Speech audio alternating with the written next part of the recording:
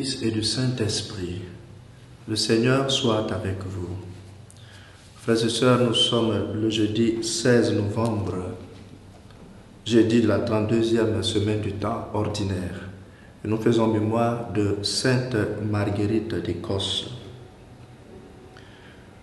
Seigneur notre Dieu, par l'illumination de l'Esprit Saint, tu as instruit le cœur de tes fidèles. Rends-nous docile à ton esprit pour apprécier ce qui est juste et donne-nous toujours le réconfort de ta présence. Par Jésus le Christ notre Seigneur.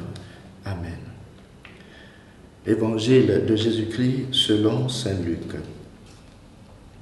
En ce temps-là, comme les pharisiens demandaient à Jésus quand viendra le règne de Dieu, il prit la parole et dit: La venue du règne de Dieu n'est pas observable.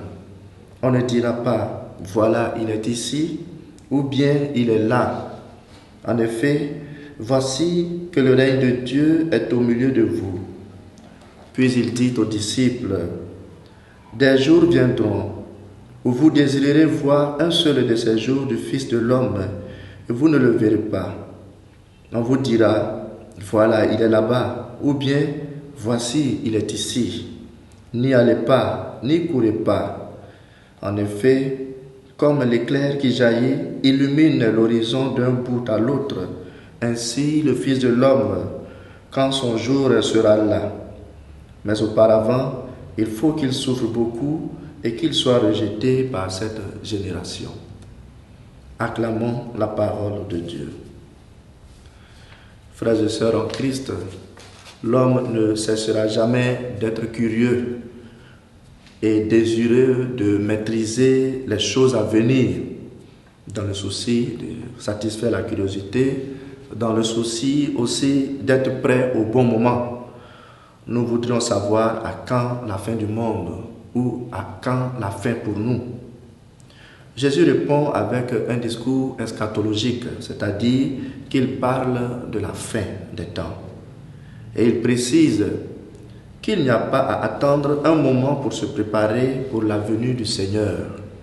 Il faut le faire maintenant, car, dit Jésus, la venue du règne de Dieu n'est pas observable par des signes. Mais en même temps, dit-il, il est déjà là au milieu de nous. Bien-aimés, évitons de courir derrière des inspirés qui prévoient les signes des temps et la fin du monde. Mais préparons-nous sereinement. Nous souffrirons pour le Christ et avec lui, car il a lui-même souffert beaucoup. Il a été rejeté, mais pour revenir dans sa gloire au dernier jour.